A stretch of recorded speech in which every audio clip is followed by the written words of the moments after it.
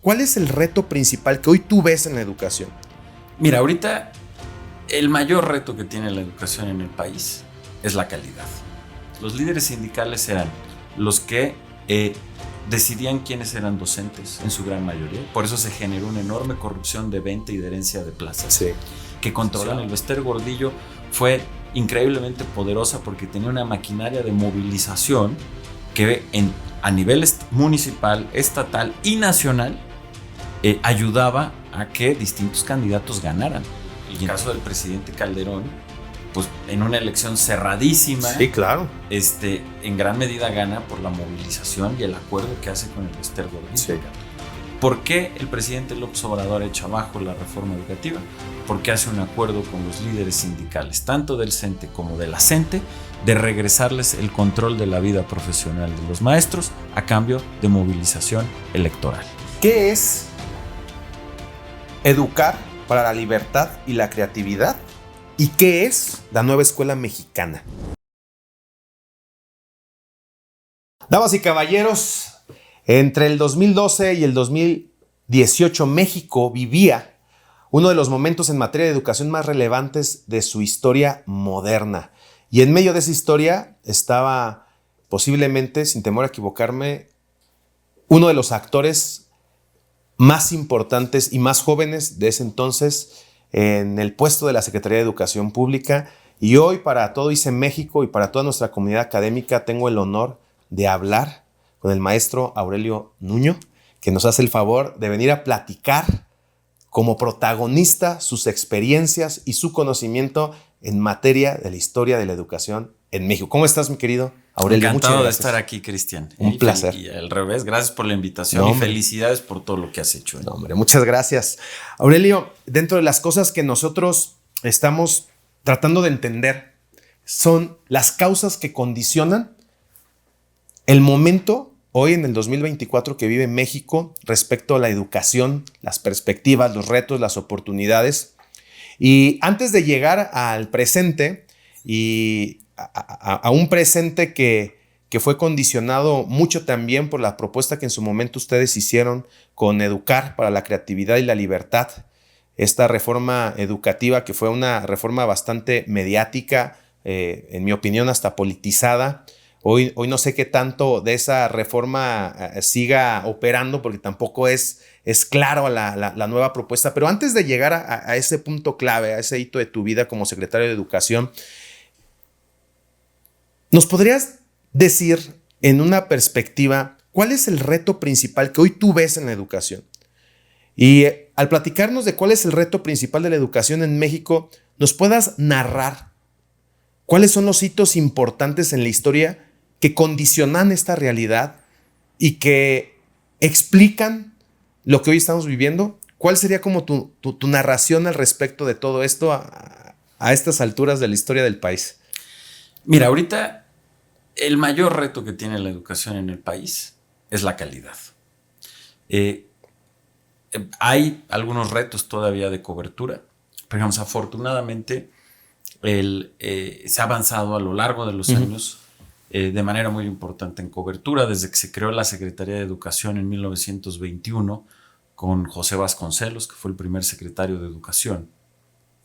Se ha ido, digamos, a lo largo de los años, se ha avanzado de manera importante en cobertura. Pero el gran pendiente, el gran problema de la educación en México y por lo tanto, en mi opinión, del país, es la calidad de la educación. Y es particularmente importante la calidad de la educación en primaria. Es decir, ¿dónde está el foco? ¿Dónde en una visión de Estado del país, dónde es donde hay que concentrar el mayor esfuerzo del país para mejorar la calidad de la educación? Se encuentra en la primaria. Y la clave para mejorar la calidad de la educación son los maestros. La calidad de un sistema educativo es la calidad de los maestros.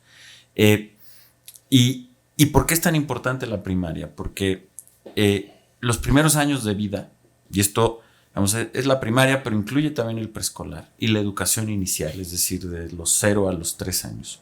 Todo ese proceso de los 0 a los 12 años es es clave porque es cuando el cerebro tiene mayor capacidad de absorber y es cuando se generan los, deja llamarlo así, los circuitos o las estructuras del aprendizaje. De manera técnica esto se llama la plasticidad neuronal. Plasticidad neuronal. Y la plasticidad neuronal, que es algo que tenemos los seres humanos toda la vida. Va a condicionar los siguientes aprendizajes a lo largo de tu vida. Esa plasticidad neuronal, que es la capacidad que tiene el cerebro para absorber y aprender de su entorno, es mucho mayor en los primeros 12 años de vida. Por eso, la mejor manera de entender esto es el aprendizaje de los idiomas.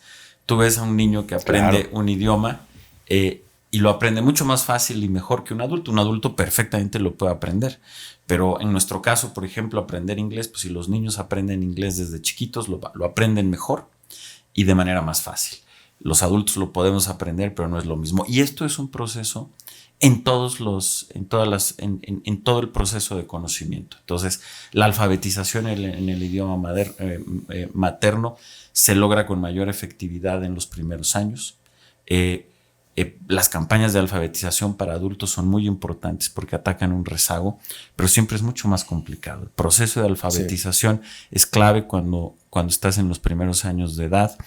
Lo es también el proceso para entender el lenguaje y la estructura del pensamiento matemático, para poder también generar estructuras de pensamiento lógico, de pensamiento científico, en fin, esa base está ahí. Y esa base se da en un proceso en donde los maestros son clave. Entonces, y esto además te condiciona, y ahorita iremos para allá, pero esa educación de los primeros años te condiciona los resultados en gran medida que vas a tener después. Porque una vez que la plasticidad neuronal se va cerrando, es mucho más difícil. Es decir, si tú quieres resolver los rezagos educativos de la primaria en el bachillerato, media superior, va a ser muy difícil. No lo vas a lograr, no lo vas a lograr con la misma eficacia y no lo van a lograr todos los estudiantes. Y si lo quieres hacer en la carrera, o sea, a nivel universitario, también va a ser más difícil. Entonces, digamos, la clave, la llave para mejorar la calidad de la educación. ¿Son los maestros? Son los maestros y centralmente de primaria. Si tú logras resolver eso. Pero ¿cuál sería la capacidad o la cualidad que tendría que tener un maestro para poder garantizar calidad educativa? O sea,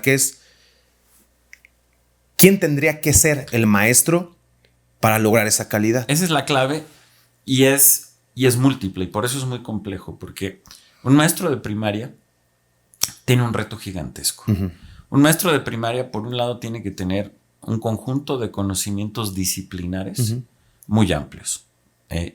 Es un maestro que tiene que dominar el lenguaje. Y tiene que conocer, en nuestro caso, por ejemplo, el español. Tiene que conocer muy bien la gramática del español y tiene que entender cómo es el proceso de alfabetización de los niños.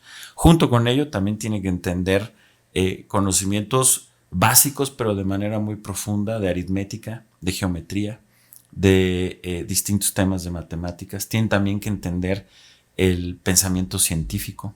Tiene también que desarrollar y entender el pensamiento lógico, deductivo, inductivo. Tiene que conocer la historia, tiene que conocer la literatura.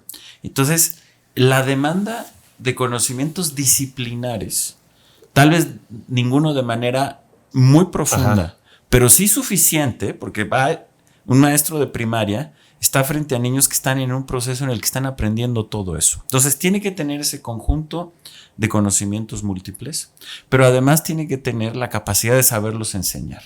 Es decir, tiene también que tener... Sí, no todo el que sabe enseñar. Exactamente. Tiene que tener un conjunto de conocimientos pedagógicos, conocimientos, pero también la capacidad de desarrollarlos. Entonces, un buen maestro de primaria tiene un reto gigantesco.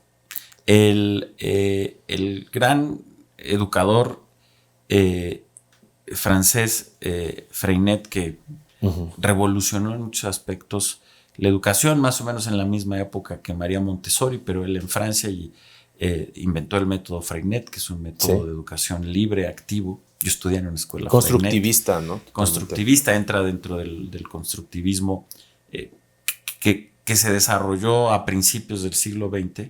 Lo que él decía es que un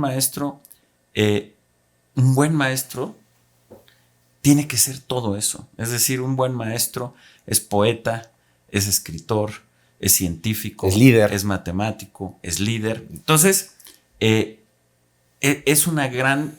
Tener la calidad de la educación y el perfil de los maestros de primaria es muy demandante. Es muy demandante, y aquí es donde te empiezas a enfrentar con un problema histórico, no solo de México, sino de muchos países del mundo, pero que en México es particularmente agudo. Y aquí es donde se empieza a complejizar el asunto, y es donde entra la política. A ver, quiero llegar a esa parte, porque si la premisa es la calidad depende de los maestros, y los maestros deben de tener y conocer una serie de tener una serie de capacidades interdisciplinarias, la siguiente pregunta sería: ¿y dónde las aprenden? ¿Y quién se las enseña? ¿Y quién se hace cargo de enseñárselas? ¿Y quién se hace cargo de validar que realmente las sepan? Y no quiero que me contestes eso, porque fue parte del reto que tú tuviste al implementar la reforma educativa, y toda esta historia con los sindicatos y la resistencia que hubo y la politización que se hizo. Pero déjame, antes de que lleguemos a esa parte de la historia, preguntarte algo. O sea, si la premisa es la calidad de la educación es la calidad, pero en un país donde hay 50 millones de pobres, donde el niño va a la escuela desnutrido, con violencia, sin la capacidad de aprender, en esa realidad, en ese México, ¿el maestro es relevante para esa circunstancia? O sea, ¿no tendría que ser más bien la prioridad el individuo, el sujeto que aprende, las condiciones que se tienen para aprender más que lo que se enseña? Yo leía por ahí un estudio, ahí voy a poner la cita porque no me voy a acordar, en donde se demuestra que una persona en situación de pobreza aprende 2 de cada 10 cosas que se les enseñan. Entonces, todo este esfuerzo de infraestructura, de profesionalización docente, algo que es genial fueron las escuelas de tiempo completo, en donde se ocupaban precisamente de eso. Pero ¿no será que el punto en México para generar esa neuroplasticidad o pensar que se puede generar esa neuroplasticidad para aprender en un futuro y desarrollarse de manera plena no está condicionado más bien por las condiciones materiales de los sujetos que aprenden, que en México la mayoría sigue siendo muy mala? Sí, pero justamente por eso hace todavía más importante al maestro. Particularmente desde el punto de vista del Estado, de la política pública y de dónde está la palanca de cambio. Efectivamente, y ese es un problema gigantesco, no solo en México, sino en todo el mundo, es que la desigualdad empieza desde el momento de nacer. Y una de las mayores desigualdades tiene que ver con la capacidad de aprender. Y esa capacidad de aprender está condicionada efectivamente por un conjunto de factores estructurales, como la pobreza, como la violencia, como determinado también la movilidad. ¿Cuál fue la educación de los padres? Sí, claro. Esto está muy demostrado.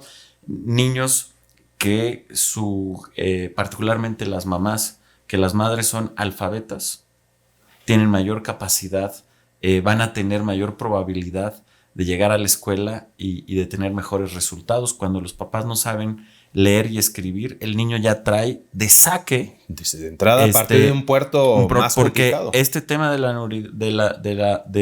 la plasticidad neuronal pues empieza incluso antes de nacer. Empieza cuando los niños están todavía en el vientre. ¿Cómo se nutrió su mamá? ¿En qué condiciones estuvo? Sí, y claro. Tiene desde que ver con las conversaciones que escucha.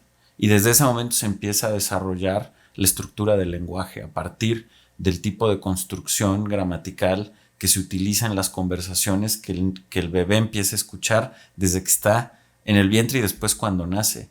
La variedad del vocabulario, la precisión con la que se utiliza el lenguaje, que los padres en las noches les lean a los niños. Todo eso, que a su vez está condicionado por factores muy injustos de desigualdad, van determinando desde el primer momento capacidades que van a ayudar o no a las niñas y a los niños a tener un mejor aprendizaje y por lo tanto mayores capacidades y mayores oportunidades en la vida. Entonces, sin duda eso es cierto. Ahora, ¿cómo se revierte eso? Porque esa desigualdad empieza desde el momento de nacer. Porque pareciera que eso fue uno de los argumentos más fuertes que existen, ¿no? O sea, ¿cómo construyes una estructura educativa fuerte cuando no hay un estado de bienestar que le permita al individuo aprender? Entonces, el poder reconocer que el estado del individuo, que es mucho más complejo todavía de lo que hablamos, porque imagínate cuántas realidades distintas hay. Correcto. Y la premisa es esa, cada quien partimos de un puerto distinto. Y pareciera entonces que la educación que hoy existe estructurada, pues pareciera que cada vez va a ser menos efectiva en tanto existan distintas realidades en el país. Es por eso que no sé si te llegó a aparecer un meme de una persona que de un maestro que le está enseñando a un pescado, a un chango y a un elefante y les dice, les voy a enseñar a subir ese árbol, ¿no? O sea, como diciendo, o sea, cada quien en sus capacidades distintas pensar que un mismo modelo estructurado le va a funcionar a todos, pues es complejo pensar que eso va a funcionar. Sí, pero a ver, ¿cómo se rompe eso? Porque sí tiene forma de romperse, tiene forma de mejorarse. Y ahí es donde una vez más la calidad de la educación y particularmente de los maestros en preescolar y en primaria se vuelve tan importante. Y tú ya tienes esas condiciones y efectivamente hay muchas otras cosas que mejorar, la salud, la seguridad social, la seguridad pública, es decir, todo el entorno te va a ayudar a mejorar, no hay duda de eso.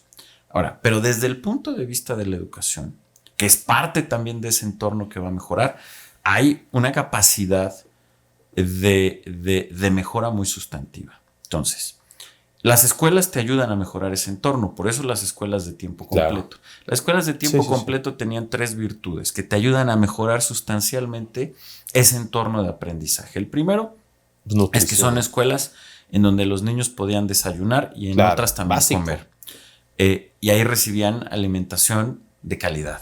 Digamos, nutritiva, caliente, y que ayudaba a que estuvieran en mejores condiciones para el aprendizaje. Y sacaron todos los dulces de las escuelas. Yo en ese entonces daba clases en una escuela rural y me acuerdo que fue un shock hasta para la cultura de la escuela sacar a la tiendita que vendía azúcar y meter, esa no era de tiempo completo, pero la instrucción era vendan cosas nutritivas y hasta dentro de la escuela era un shock para los niños el no poder comprarse el dulce, no poderse comprar porque está dentro de la cultura una mala alimentación. Claro, y entonces está eso, pero además tienes las escuelas de tiempo completo, 2/3 partes estaban en las zonas más marginadas del país, la mayoría con población indígena, que es donde más necesidad hay de esas escuelas de tiempo completo. Entonces, las niñas y los niños recibían una alimentación nutritiva en la escuela que de saque mejoraba ya su capacidad de aprendizaje. Segundo, ayudaba a las familias, porque era un gasto que corría por parte de la escuela y no de las familias. 3, la jornada era una jornada ampliada. Las escuelas primarias en el país, su duración normal, estándar, son jornadas escolares de 4 horas. Las escuelas de tiempo completo duraban 6 horas, en otras 8 horas. Entonces, se ampliaba la jornada, que eso ayudaba al niño, pero también ayudaba a la familia. Sí, y los resguardaban de entornos violentos, de ser cooptados por la delincuencia, la escuela es el entorno que podía proteger eso, ¿no? Y además de eso, ayuda a la familia, porque permite o apoya el que haya un desarrollo profesional, particularmente de las mamás. Entonces, esas escuelas de tiempo completo, yo las llamaba, son instituciones de libertad. Primero, porque yo creo que una educación de calidad es fundamental para poder ejercer tu libertad. Pero además, ayudaba a todo el entorno familiar a ejercer esa libertad. Es decir, el niño iba a tener alimentación, iba a aprender más y también la familia, particularmente las mamás, podían tener o ayudaba a que ejercieran su libertad teniendo mayor facilidad para el desarrollo profesional de sus propias carreras. Ahora, eso es parte de cómo puedes cambiar ese entorno. Pero viene la parte de los maestros, que es muy importante. Algo que está plenamente demostrado por varias décadas de estudios de la economía de la educación es precisamente en primaria el impacto de un buen maestro frente a alguien que no sea tan buen maestro. Y el impacto es brutal. Es decir, un buen maestro tiene la capacidad, dividido en años escolares, de enseñar el doble y que el niño genuinamente aprenda el doble que un mal maestro. Un buen maestro, o digamos toda la primaria, 6 años continuos, entre 5 años y 6 años, en que un niño tiene buenos maestros, un niño que viene de incluso condiciones... con desnutrición. Un niño que viene de condiciones muy desfavorables, muy marginadas socioeconómicamente, puede lograr alcanzar a los niños de clase media si tiene durante 5 años buenos maestros. Es decir, el impacto de un buen maestro es fundamental. No te logra corregir todo el entorno que vive un niño. Eso te lo corrigen otras políticas públicas y también la responsabilidad individual. Esto no lo podemos olvidar. Las mamás y los papás tienen también una responsabilidad directa con sus hijos, pero los entornos estructurales también generan un freno. Entonces, efectivamente, todo eso se corrige, ya lo decíamos, con distintas instituciones de calidad, es todo el justicia, Estado. seguridad, efectividad. Es todo el Estado, pero el impacto exclusivo de la educación es brutal. Es decir, si tú tienes, en el caso y en el contexto de México, si tú tienes escuelas de tiempo completo y tienes buenos maestros en primaria, vas a mejorar sustancialmente la capacidad de aprendizaje incluso de las niñas y de los niños que vienen de los entornos más marginados. Entonces, desde el punto de vista de la educación, aunque no lo es todo, sí hay mucho que hacer. Y ahí es donde yo, compartiendo y entendiendo plenamente este problema que existe en todo el mundo y que en sociedades tan desiguales como en México es particularmente agudo, de todos estos entornos estructurales que vuelven desde el inicio muy desigual y muy injusto y muy complicado insertarse plenamente en la vida social y ejercer plenamente la libertad por estos temas, sí es posible a través de la educación mejorar sustantivamente ello. Por eso yo pienso que no solamente en la educación, es decir, ¿dónde debe de estar la gran apuesta de un país? O sea, si un país quiere transformarse en ser un país mucho más justo, un país que impulse genuinamente la libertad, el desarrollo y sobre eso la productividad, etcétera, ¿dónde está tu principal plataforma? ¿Dónde está tu 80-20 para cambiar esa realidad del país? En los maestros de primaria. Si tú logras transformar y logras tener de manera masiva, como es en la educación pública, un claustro de docentes, de maestras y de maestros de primaria de primer nivel, el cambio que vas a lograr en el país es extraordinario. Vas a lograr disminuir la desigualdad, vas a aumentar la libertad, vas a aumentar la productividad, vas a generar un cambio estructural como pocas otras, necesitas otras variables, y con una pero visión como a largo pocas plazo, variables. ¿no? Porque Sí, pensar claro. que va a suceder rápido, pues, No. Oye,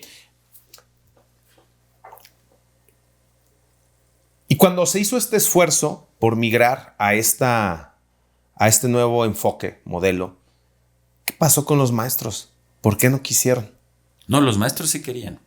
Y los maestros estaban muy entusiasmados y es parte de... ¿Y por qué entonces después ya nadie dijo nada? Ahí va. Y esto es lo que vuelve este tema muy complejo. Y político, ¿no? El problema es político. Es 100% político. No solo en México, sino en todo el mundo. Entonces, ahora sí, pero explícanos para entender el problema, porque todos tenemos reciente la bronca sindical, la resistencia, la política, los speech de la mal reforma, llamada mal reforma educativa, que era una reforma laboral. Pero, ¿puedes decirte en qué momento se enquistó una fuerza política tan poderosa en los maestros en la historia del país? Porque ahorita decimos, la educación está condicionada por la desigualdad, por las condiciones estructurales del individuo, por las condiciones estructurales de la escuela. O sea, ¿quién es responsable de que no pudimos como sociedad estar listos para migrar a un nuevo enfoque educativo? ¿Quién es el responsable o qué fue lo que condicionó que nosotros podamos entender lo que hoy estamos viviendo en materia de educación. Mira, el centro del problema es que los sindicatos de maestros, no solo en México, esto es un fenómeno global. Ok. Estoy por publicar un libro precisamente sobre eso. Tuve en años recientes la oportunidad, me invitaron como profesor a la Universidad de Harvard. Sí. Estuve dando un curso sobre esto y terminará en un libro. Pero, ¿cuál es el problema central? El problema central es que los sindicatos de maestros, por diversos factores que si quieres ahorita platicamos, pero no me desvío, tienen una capacidad de movilización política extraordinaria, como ninguna otra organización. Y esa capacidad de movilización política la utilizan ¿Pero por qué la tienen? Porque son clase media, porque están capacitados, porque tienen interés. O sea, ¿por qué se convirtieron? A mí sí me gustaría que nos dijeras un poco cómo fue que se convirtieron en actores que finalmente después, al parecer, fueron instrumentalizados en distintos países para los fines políticos del gobernante en turno. Más que del gobernante, es mucho más compleja la historia, pero respondiendo a tu pregunta, esa capacidad de movilización, y esto está directamente relacionado con el problema de la profesionalización de los maestros, por un lado son muchos, en todos lados son los sindicatos más numerosos. Claro. Sí, la Secretaría de Educación Pública de México es de las más grandes del mundo, ¿no? Sí, pero en todos lados pasa porque parte, digamos, como gremio, el gremio más grande es el de los docentes de primaria. Es decir, incluso hay más que médicos, más que policías, más que cualquier cosa. En cada colonia hay una escuela y hay maestros. Así es. Hay hospitales por zona, hay centros de seguridad por zona. Es decir, entonces en primer lugar son muchos. Y entonces eso te da una gran potencia de movilización. Segundo, esa cantidad no solamente te da, digamos, la cantidad o la fuerza de los números, sino la económica. Pagan cuotas. Sí, claro. Y entonces los sindicatos de maestros son organizaciones multimillonarias. No solo en México, sino en todo el mundo, porque esos maestros, que son millones de maestros en México, pero en cualquier país del mundo, pagan cuotas y entonces son organizaciones que tienen mucho dinero y que tienen muchos miembros. Segundo, la profesión de docente es muy homogénea. Compáralo, por ejemplo, con los médicos. La profesión docente en primaria básicamente tienes 3 funciones. La del maestro frente a grupo, la del director de escuela y la del supervisor. Sí. Y entre ellas son muy homogéneas. Y la homogeneidad ayuda a la movilización. Pero aquí es donde viene la parte más importante. Y la más importante es que los líderes sindicales, primero, a partir del dinero de las cuotas, y segundo, en acuerdo, ya sea a través de presión o por diversos motivos, acuerdos con partidos políticos y con los gobiernos, logran legislaciones que ayudan a la movilización. Por ejemplo, en el caso de México, teníamos algo que desaparecimos con la reforma educativa. Existían los famosos comisionados.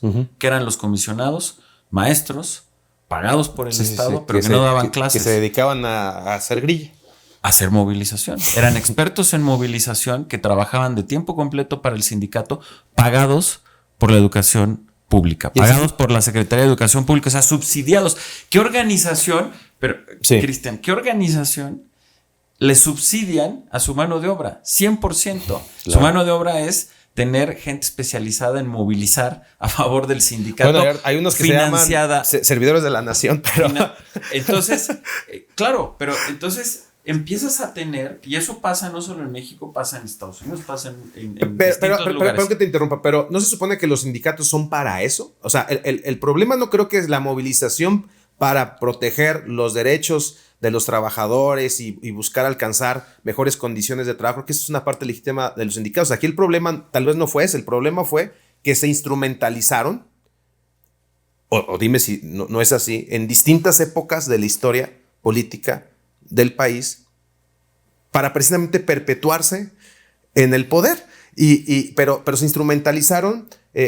Si nos vamos a la historia con Calderón, en su momento o por lo menos la política ficción, eso nos ha enseñado. Tú ahorita nos puedes decir es política ficción, pero finalmente se creyó que específicamente el sindicato de los maestros se instrumentalizó para perpetuarse en el poder con Salinas, con Zedillo, con Fox, y en cada uno hubo reformas, de hecho en la historia está, o propuestas de modelos educativos que los maestros decían que sí, siempre y cuando pues el gobierno favoreciera. Y aquí el tema creo que fue que cuando ustedes llegaron a romper el status quo y cuando ustedes llegaron a realmente enfocarse en la calidad y que algo tan simple como evaluar a un maestro para saber si es competente para enseñar, que es la cosa más lógica que a cualquier individuo, si tú le dices, soy un maestro, ¿tú crees que tienen que ser evaluado para...? Y pues dices, sí, pero en el momento que cuando llega a eso, ya no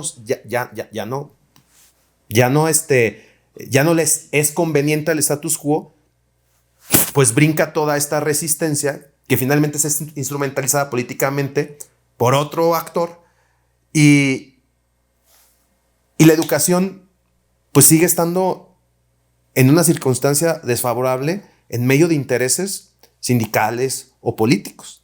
Pero es que la historia es más vieja y es más profunda. A ver. Por eso es tan complejo.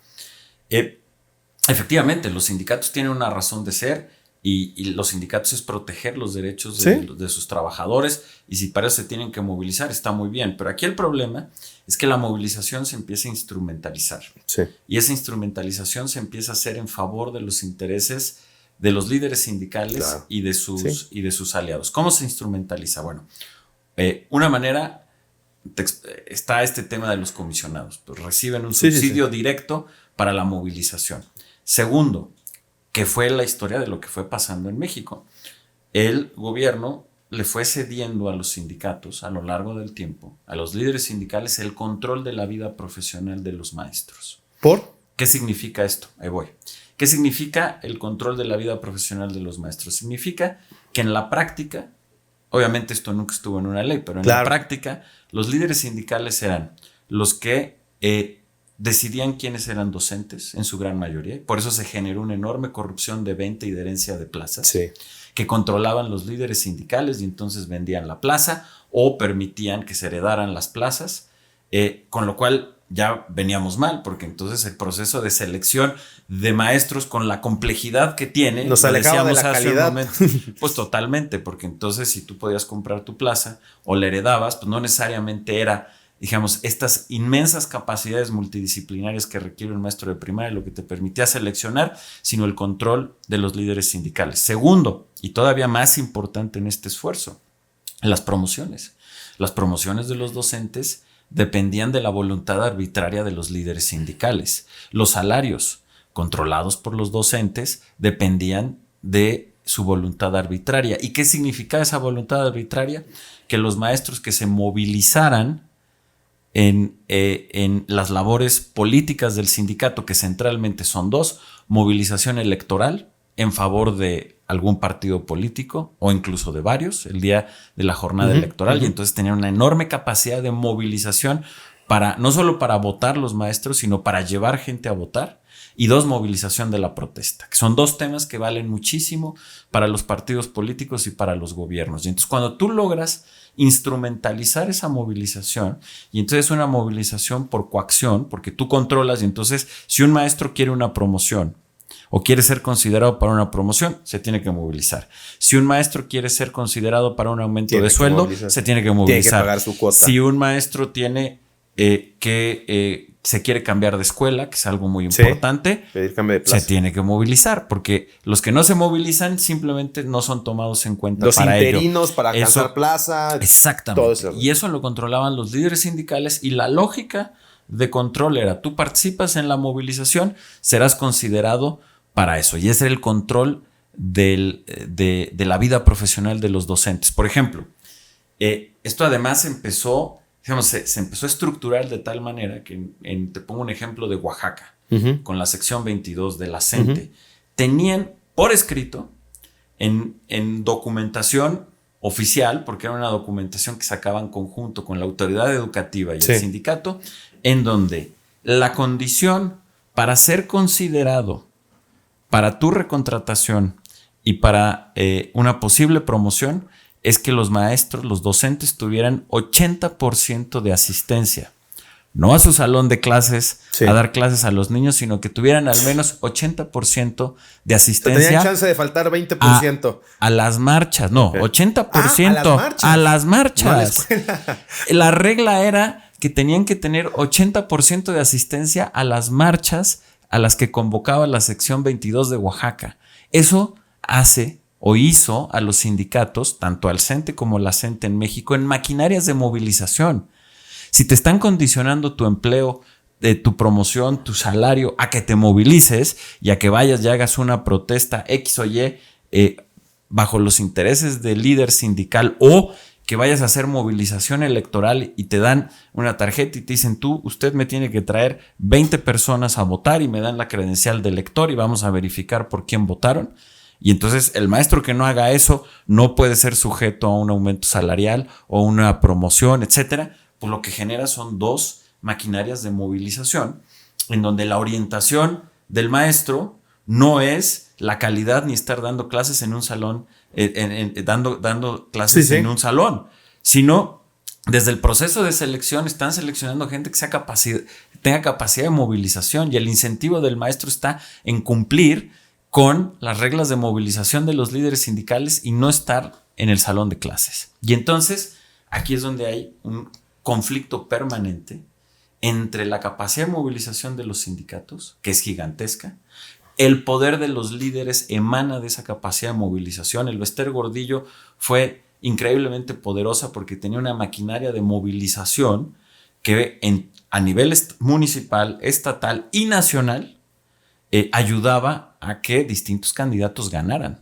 Y entonces los gobernadores, por ejemplo, hacían acuerdos en donde decían, nos aliamos con el sindicato, con el partido del Bester Gordillo, a cambio de eso ella pedía a la Secretaría de Educación, a través de controlar la Secretaría de Educación del Estado, tomaba más control, y entonces la movilización es lo que le daba el poder. Oye, pero y esa movilización jugaba a favor de distintos actores políticos, y lo que te hacía era inhibir la profesionalización de los docentes. Entonces estabas encerrado en un círculo vicioso, Sí. del cual era muy difícil de salir y que inició desde la Revolución Mexicana. La movilización de los docentes fue clave durante la Revolución, lo fue durante los años 20. El propio Vasconcelos, que fue candidato, que nunca ganó, al finales de los años 20, bueno, se estructuró la primer movilización del PNR, que fue el primer antecedente del PRI, se estructuró con docentes. Y luego, en los años 40, en el año de 43, se crea el CENTE, el Sindicato Nacional de Trabajadores al Servicio de la Educación. Bueno, el CENTE estructura esto que te estoy diciendo, y lo estructura de manera corporativa. Entonces, el principal eje de movilización electoral del PRI desde los años 40 hasta los años 90 fue el CENTE. Uno de sus líderes, Jongitud, de una manera muy cínica, hacía un alarde y decía que los maestros eran los plomeros del sistema electoral mexicano. Sí. ¿Por qué? Porque eran los que ponían, antes de que existiera el IFE y luego el INE, quienes ponían las casillas y controlaban las boletas eran el sindicato a través de los docentes. Quienes movilizaban el voto tanto rural como urbano. Y la Secretaría de Gobernación, eran ¿no? los Que es sindicatos. encargado de hacer. O sea, hasta el punto aquí es que eso, y escuchando la narración que nuestro sistema educativo y muchos otros sistemas vienen de un contexto revolucionario, en donde el trabajador era explotado y precisamente viene la revolución y los sindicatos empiezan a generar todas estas estructuras. Pero viniendo más para acá, eso ahorita ya no está pasando a esos niveles, ¿no? Claro que sí. Sigue pasando. Y ese es el problema, y por eso es que, digamos, esto siguió evolucionando. Cuando viene el proceso de democratización, Sí. Lo que decide en ese momento la líder del CENTE, el Bester Gordillo, lo que decide es, tomando como pretexto la democratización, es salirse del PRI, porque el CENTE era parte orgánica del PRI. Sí. Se salen del PRI y entonces lo primero que deciden hacer es generar bajo el manto de la pluralidad, pero en el fondo lo que querían era poder tener capacidad de movilización con todos los partidos políticos, crear unidades magisteriales en cada partido. Se salen oficialmente del PRI, pero se crea una unidad magisterial dentro del PRI, se crea otra en el PAN y se crea otra en el PRD. Y entonces el CENTE dice, bajo el argumento de la pluralidad, genera unidades de movilización en los 3 partidos. Entonces el valor del CENTE se vuelve todavía más importante, porque además las elecciones se vuelven genuinamente el vehículo no solo para legitimar, como era antes, cuando el PRI era un partido hegemónico, las elecciones tenían un papel muy importante y era legitimar al que ganara, pero era dentro del PRI. Acá, cuando se vuelve competencia, pues la capacidad de movilización electoral vale todavía muchísimo más, Cristian. Y entonces se ponen en los 3 partidos. Y después el Baster se da cuenta de que en lugar de estar dividida en 3 partidos, ella puede crear su propio partido. Claro. Y a partir de tener su propio partido, hacer alianzas, tanto a nivel local como nacional, con distintos partidos, y ella ser parte de lo que inclinara la balanza en ganar la elección. Platícame cómo fue, perdón que te interrumpa para avanzar en la charla, platícame cómo fue entonces, entendiendo todas estas causas que condicionaban y empoderaban tanto la estructura docente en nuestro país, cómo fue planificar una reforma educativa que rompiera con toda esa fuerza política electoral, estructura social. O sea, ¿cómo fue planear esta reforma? ¿Qué condiciona esta reforma? ¿Qué obliga que se haga esta reforma si es que algo lo obligó? Y sobre todo la decisión de iniciar un proceso para meter a la cárcel a la maestra y aventarse una resistencia que finalmente se politizó, y en el discurso no podemos decir que el actual gobierno ganó gracias a ese discurso, eso no lo podemos decir, pero que sí fue un discurso que hasta la fecha se señaló como una falacia dentro de la educación. O sea, ¿cómo fue decidir? Y yo creo que aquí está muy interesante que nos platiques la historia desde tu perspectiva. ¿Cómo vivir eso? Porque aparte tú ¿has sido el secretario de Educación más joven? ¿O hubo alguien más joven que tú? Sí, el segundo más joven. ¿Segundo más joven? De Narciso Bassols. Sí. ¿A poco? Narciso Bassols en los años 30 fue secretario a los 36 años y yo tuve el honor de ser a los 37. Órale. ¿Cómo es aventarte políticamente ese reto con la probabilidad y la amenaza de un gobierno que iba entrando y que amenazaba con que todo ese esfuerzo se iba a tirar a la basura? Bueno, mira, el tema es, regresamos a por donde empezamos. Sí. Existía este problema político increíblemente profundo y que por eso, digamos, el problema que no está muy visible, pero es claro, distintos gobiernos intentaron solucionarlo, pero no podían. No podían justamente por la fuerza de movilización del sindicato. Entonces, cuando hubo secretarios, por ejemplo, todavía en la época del PRI hegemónico, que quisieron reformar, al final no pudieron porque necesitaban la movilización del sindicato y paraba la reforma. El caso tú lo mencionabas y no es política ficción. Es decir, el caso del presidente Calderón, pues en una elección cerradísima, sí, claro, en gran medida gana por la movilización y el acuerdo que hace con el Bester Gordillo, sí, que deriva de ese acuerdo que el yerno del Bester Gordillo fue subsecretario de Educación y que esos vicios de los que te estoy platicando no solamente se mantuvieron, sino se profundizaron. Y eso estamos hablando es una época muy reciente de antier. Ahora, ¿por qué pudimos hacer nosotros la reforma? Primero, el planteamiento es muy claro en esto que te digo. Es decir, no hay manera de mejorar de a de veras, sustancialmente, la calidad de la educación en México si no te metes con el maestro. Si no mejoras la calidad de los maestros de primaria y no los profesionales. Esa es la premisa y de manera inevitable, esa es la premisa número 1. O sea, te quieres tomar en serio una reforma educativa, tienes que hacer eso. Todo lo demás te va a ayudar, pero no te va a lograr un cambio estructural. Y va a ser rollo.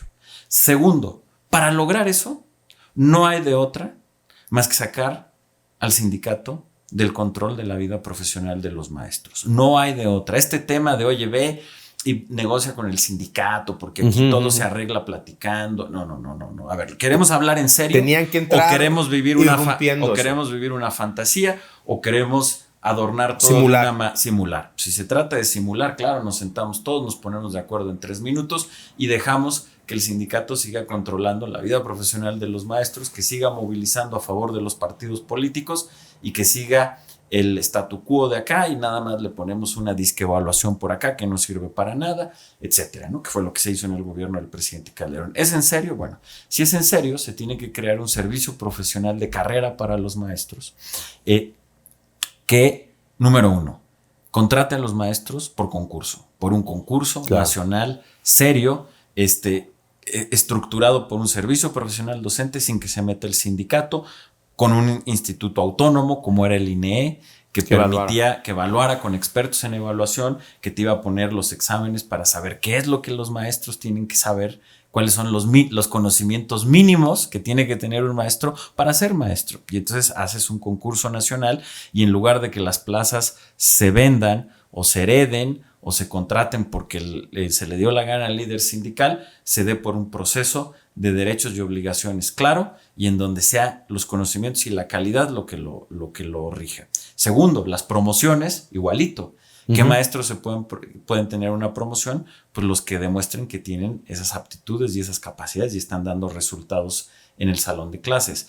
Los salarios, más allá del salario base que se establece con una negociación con el sindicato, los aumentos salariales directos de los maestros, en lugar de que los decida discrecionalmente el sindicato, se hacen en función de evaluaciones que demuestran los resultados que están dando los maestros. Y así logras estructurar un servicio de carrera que te ayuda a profesionalizar a los maestros, te ayuda a contratar a los mejores, promover a los mejores y generar incentivos para que estén en el salón de clases, para que estén permanentemente en un proceso de formación continua y dando resultados en el salón de clases y no estando en la movilización política. Ahora, muy evidente, ¿cuál es el problema de esto? Pues que los líderes sindicales se oponen. Porque si se cae la movilización de los sindicatos, el poder de los líderes sindicales cae. ¿Cuál es el otro problema? Que no solamente los líderes sindicales se ven afectados, los partidos políticos también, porque los partidos políticos que hacen alianza con los líderes sindicales la hacen porque les dan movilización electoral a su favor. Y entonces, de repente, una reforma educativa que es de sentido común, y que los maestros te decían, claro que queremos la reforma educativa. Nosotros no solo preferimos, queremos ser evaluados y queremos ganar nuestra plaza por nuestro mérito y ganar el salario por nuestro mérito y lo que queremos es trabajar en las escuelas. Quítennos de encima el control clientelar y caciquil de los líderes sindicales. Pero los líderes sindicales no lo querían, muchos líderes de partido político tampoco lo querían, y es ahí donde se gesta la oposición a la reforma educativa. Maestros que en realidad no eran maestros, que habían comprado su plaza o que eran comisionados del sindicato, que hacían movilización política y no, nosotros tampoco queremos la reforma porque en el momento en que enfrentemos una evaluación y tengamos que dar genuinamente clases frente a grupo, no lo vamos a poder hacer. Entonces, ese es el núcleo que está en contra de la reforma, pero los maestros genuinamente comprometidos querían la reforma, y eso no nada más lo digo yo, lo dicen las encuestas. La reforma educativa fue la política más popular que tuvo el gobierno del presidente Peña. El 75% de la población apoyaba la reforma educativa y el 60% de los docentes apoyaba la reforma educativa. Este tema de que los maestros mayoritariamente estaban en contra de la reforma educativa es un mito. Quienes estaban en contra eran los líderes sindicales con apoyo de líderes partidistas de distintos partidos, porque todos los partidos se han beneficiado por la movilización electoral del sindicato. ¿Por qué se echa abajo la reforma educativa? ¿Y por qué nadie la defendió? Ahí va, es que exactamente es donde está la conexión y que tiene que ver con este problema estructural de la movilización del sindicato. ¿Por qué el presidente López Obrador echa abajo la reforma educativa?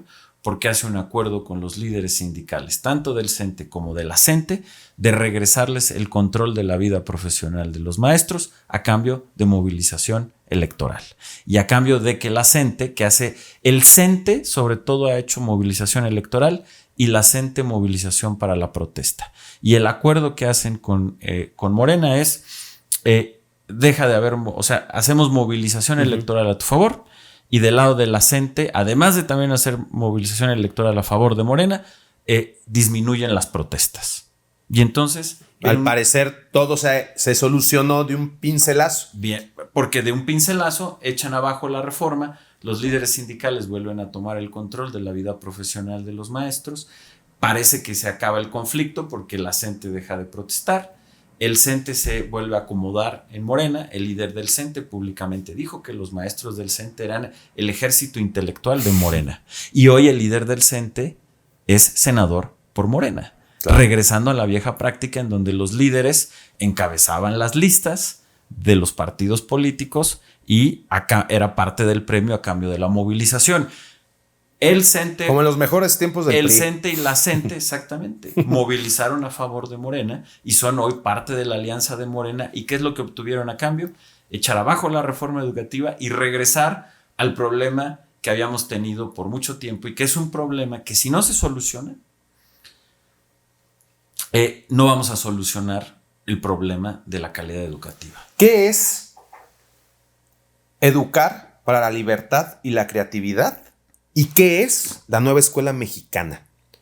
O sea, para quien nos escucha, o sea, ¿cuál es el principal contraste de lo que propone un modelo y otro? Uno que tú promoviste, que cuando yo escucho educar para la libertad, para la creatividad, lo primero que te preguntaría es ¿qué es la libertad?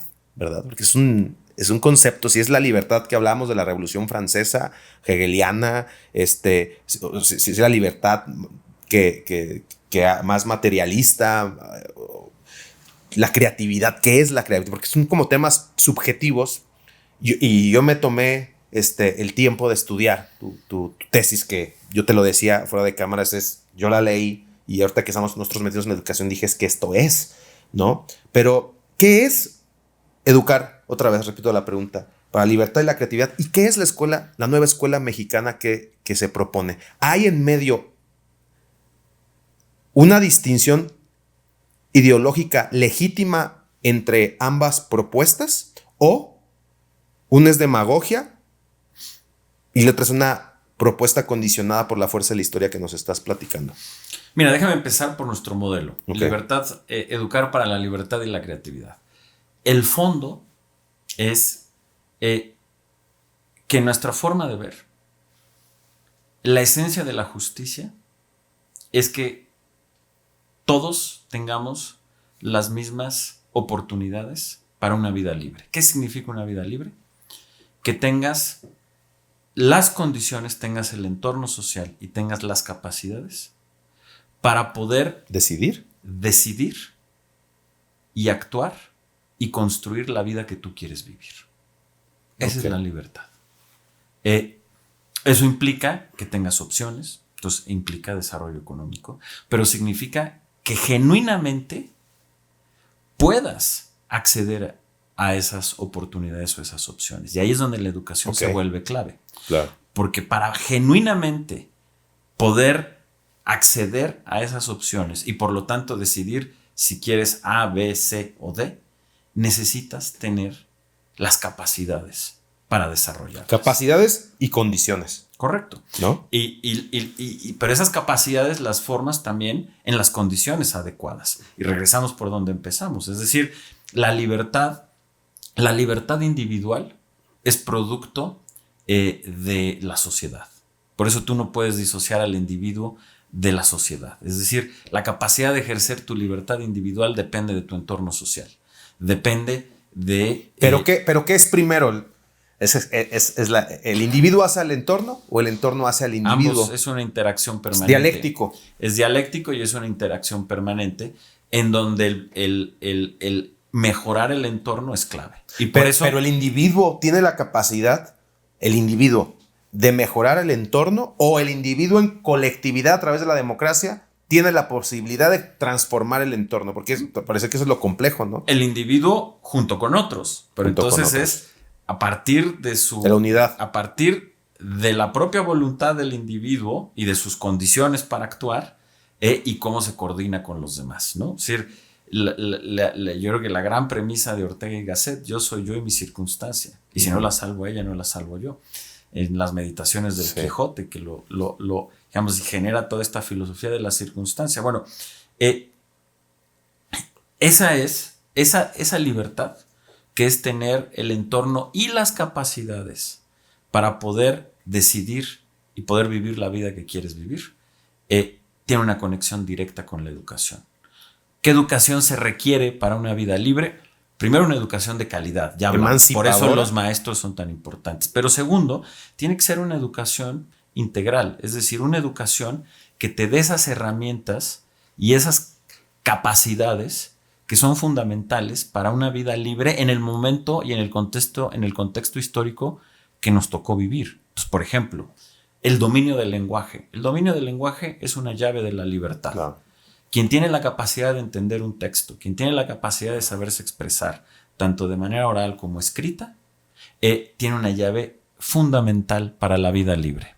Quien tiene la capacidad del pensamiento crítico, de pensar de manera lógica, de manera deductiva e inductiva, quien entiende los conocimientos básicos de matemáticas, quien entiende cómo funciona o el pensamiento científico, y junto con ello, a partir de esas bases, cómo puedes adquirir capacidades centrales para la vida productiva y la vida política y social del momento en que te toca vivir, es lo que te hace libre. Es decir, si tú tienes esas capacidades, las lograste desarrollar en la primaria y después te especializas en distintos temas, en lo que tú eres especialista, pues tienes más libertad porque vas a poder elegir la carrera que quieres estudiar, la profesión a la que te quieres dedicar, los empleos que se te pongan enfrente, porque tienes esas capacidades. De construir el camino hacia esas. Una educación para la libertad es una educación de calidad que enseñe bien el lenguaje, las matemáticas, la ciencia, el pensamiento abstracto. Y ahí el maestro es el actor. Es el actor. El pensamiento crítico. Esa es una educación para la libertad. Okay. Y la creatividad es parte de ese proceso. La creatividad no solamente se tiene genéticamente, la creatividad se enseña. Y la creatividad es parte del proceso educativo. Sí. Entonces, eso es educar para la libertad y la creatividad, que tiene muchas aristas, empezando por la calidad del maestro, siguiendo por las escuelas de tiempo completo, siguiendo por los planes de estudio, rectoría del Estado, adecuadas para esto, etcétera. Exactamente. Y eso es el modelo que construimos, y por eso esa visión de educar para la libertad y la creatividad implicó la profesionalización de los maestros, las escuelas de tiempo completo, el cambio de los planes de estudio y todo lo que hicimos en la reforma educativa.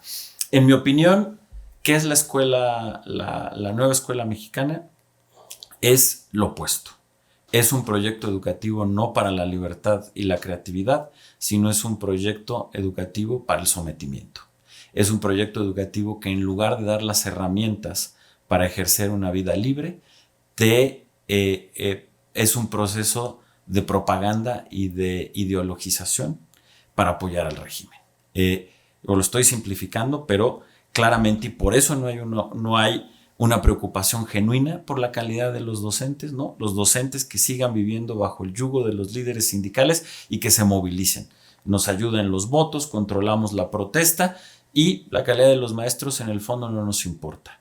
Los planes de estudio pertinentes, tú ve el cambio en los planes de estudio. Cambiaron el proceso de alfabetización, que es tan importante para la libertad, y lo convirtieron en algo en el que, a duras penas, si de por sí teníamos un rezago gigantesco, un niño entiende lo que está leyendo. Hoy, de acuerdo a la prueba PISA, menos del 1% de los jóvenes en México es capaz de distinguir entre un hecho y una opinión después de leer un texto corto. Ve matemáticas. Bueno, que no era algo que fuera tan distinto hace 12 años, ¿no? O sea... Pero empeorado. Empeoró, ok. Empeoró. O sea, sin duda, el gran reto, y por eso hicimos la reforma educativa, es, por todo lo que explicamos, la baja calidad que existía en la educación. Pero la reforma educativa era el camino para mejorarlo. Y empezamos a mejorar, y eso está... No lo digo yo, está en evidencia en artículos científicos que demostraron cómo mejoró la calidad de los docentes y cómo eso iba teniendo un impacto en los alumnos. Ahora, acá lo que tú ves es la pauperización en la nueva escuela mexicana de los conocimientos clave y de los procesos de aprendizaje clave para una vida libre. Y entonces lo que tú tienes enfrente es esta pauperización del proceso de alfabetización de matemáticas. Te pongo un ejemplo que es dramático. No solamente, de acuerdo a los expertos, los ejercicios matemáticos tienen muchísimos errores, sino la cantidad. Tú explícame esto. La cantidad de ejercicios a lo largo de la primaria, lo que antes se enseñaba en un mes, con la nueva escuela mexicana se enseña en un año. Es decir, están enseñando el 10% de lo que se enseñaba antes. Tú dime con qué formación van a salir. Yo no me explico un retroceso de esta manera. Es decir, un abandono de la profesionalización de los maestros junto con planes de estudio que tienen esta pauperización, si no es porque el proyecto educativo es un proyecto ideológico y un proyecto de control, de sometimiento, un proyecto no de educar para la libertad, sino de propaganda política. Yeah. Para ir terminando, porque llevamos una hora, querido Aurelio, qué interesante. Es apasionante. Apasionante. Vamos a brincarnos un poco para finalizar el tema de la educación media y superior del país, que también fue uno de los temas que impulsaron mucho en el sexenio que tú tuviste y que ahorita sigue siendo un reto y que está condicionado por las circunstancias macroeconómicas y que pareciera que eso sí fue un freno a las decisiones de pincelazo, cuidando la economía, cuidando la macroeconomía. Hoy México vive y está en un momento que la historia geopolítica lo está condicionando a crecer, a desarrollarse. ¿Qué estamos preparados, independientemente de este momento coyuntural que también... Otra pregunta que te quisiera hacer es pensando un poco como oráculo, ¿qué va a pasar? O sea, ¿o qué tiene que pasar? ¿O vamos a vivir un tiempo de otros 6 años de oscuridad en la educación? ¿O la macroeconomía, Estados Unidos, el nearshoring pueden influir para que estos cambios estructurales que se tienen que dar por el bien de la inserción y la pertinencia laboral, que finalmente es lo que genera desarrollo económico, ¿verdad? La fuerza de trabajo de los mexicanos, que hoy en día el promedio nacional de ingreso de una persona que no tiene universidad es de 6,000, 7,000 pesos según la INEGI, y quien tiene universidad tiene 12,000 pesos de ingreso en promedio, y que solo 4 de cada 100 personas van a poder tener movilidad social a tener un ingreso de 45,000 pesos, es decir que la movilidad social está estancada, que las empresas tienen problemas para encontrar talento, que el 95% de las MIPYMES que se abren, quiebran a los 2 primeros años porque no tienen las capacidades para desarrollar un modelo de negocio, pero que al mismo tiempo el 90% de las MIPYMES emplea al 90% de la población. O sea, en este contexto tan único que estamos viviendo en el país y tan importante, y en donde la educación superior y la capacitación y en el trabajo es tan importante, ¿tú qué perspectiva ves en estos momentos que nos pueda dar un norte de lo que va a suceder condicionado por la macroeconomía y no por las circunstancias que estamos viendo políticamente internas? Bueno, el problema que veo es que una cosa siempre va ligada a la otra. Y entonces tenemos un problema, y es el problema de saque. Todo lo que acabamos de hablar. La causa raíz. Y si tú no cambias la causa raíz, va a ser muy difícil cambiar lo demás, si no es que imposible. Es decir, un cambio gigantesco en la productividad del país, en el fondo va a depender de una reforma educativa. Ahora, en la circunstancia en la que nos encontramos, vienen otros problemas y vienen otros retos. Es decir, y que tiene que ver con lo que tú conoces muy bien y saben hacer muy bien. Y que tiene que ver cómo haces ese último aterrizaje, esa última milla, para que los jóvenes y los adultos tengan un conjunto de habilidades y de capacidades específicas para el empleo que les permitan ser más productivos y entren en la lógica, dijéramos, tecnológica y productiva de las empresas,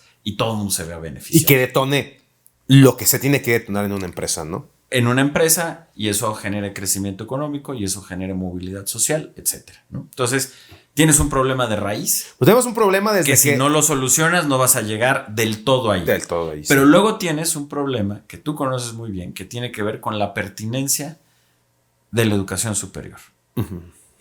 Y después con la capacidad de capacitar, que es algo que tiene que ser permanente. O sea, parte de la transformación educativa tiene que ver con la pertinencia en la educación superior de lo que se enseña, pero después también, y de manera en conjunto, con entender que la educación es para toda la vida y que la capacitación es permanente. Particularmente hoy en un mundo en donde la tecnología se mueve muy rápido y la tecnología está cada vez más, siempre ha estado, pero hoy, digamos, permea. La inteligencia artificial es un transversal que va a tocar a todas las industrias.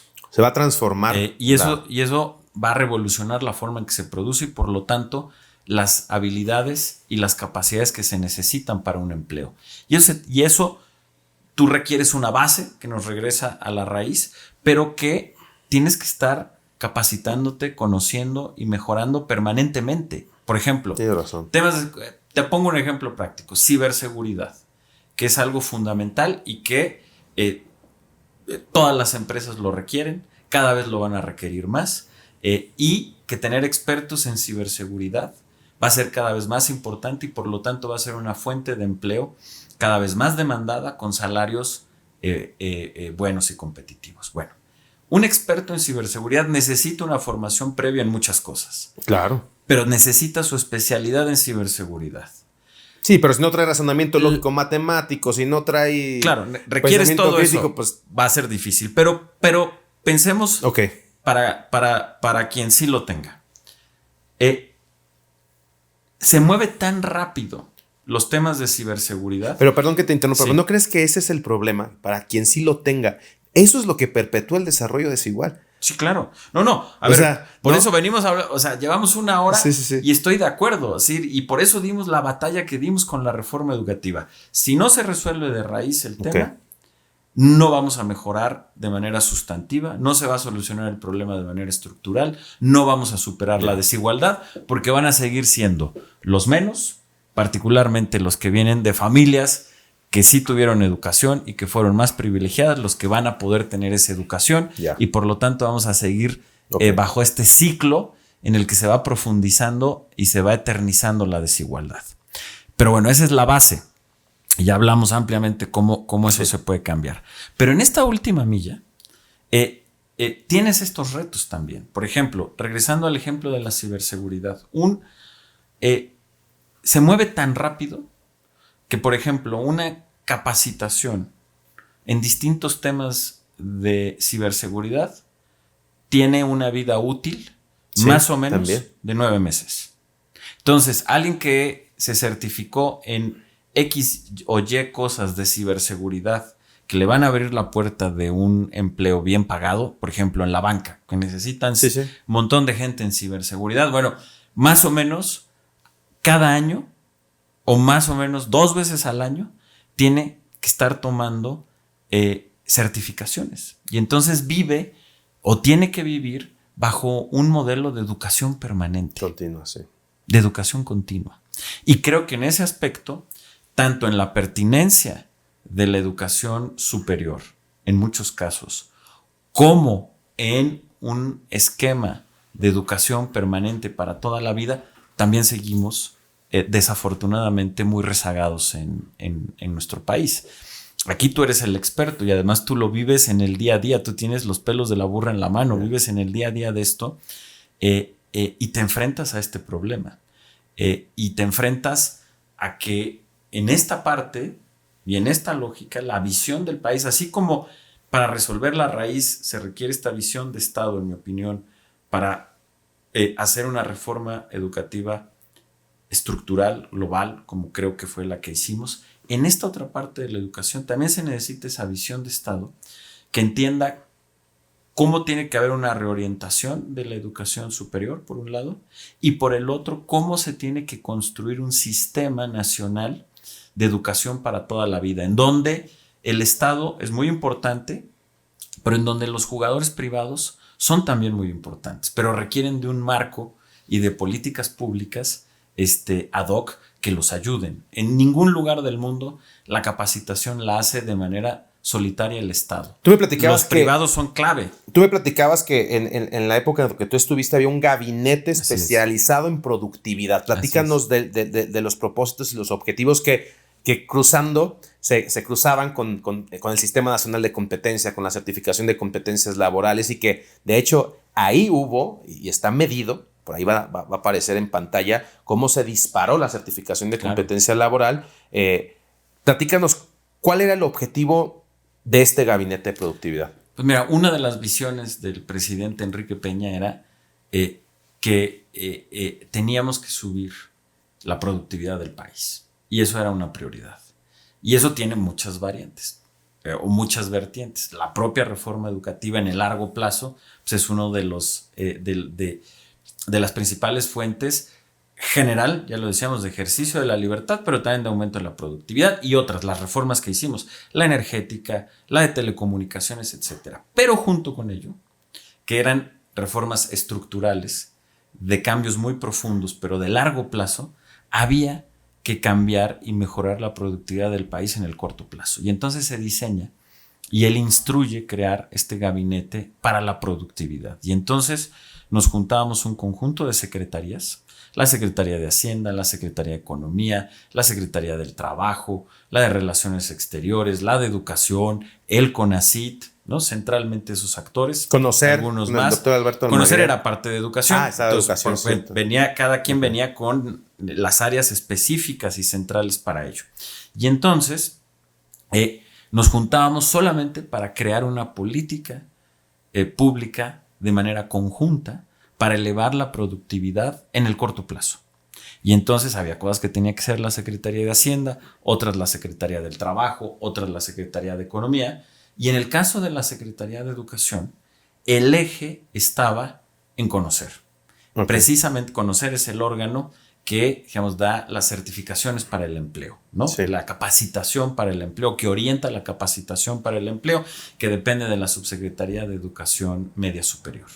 Y entonces, ahí es donde viene un impulso fundamental, porque entendíamos que si bien la reforma educativa era el cambio estructural profundo de largo plazo, podíamos hacer muchas mejoras en la productividad si lográbamos hacer una política nacional de formación para el empleo, de formación en capacidades específicas para el empleo en conjunto con la industria para poder de manera rápida darles las habilidades y las capacidades que se requerían en ese momento para el empleo, para el trabajo, y que eso permitiera aumentar la productividad, eso aumentar el crecimiento económico, aumentar los salarios de los trabajadores y su movilidad.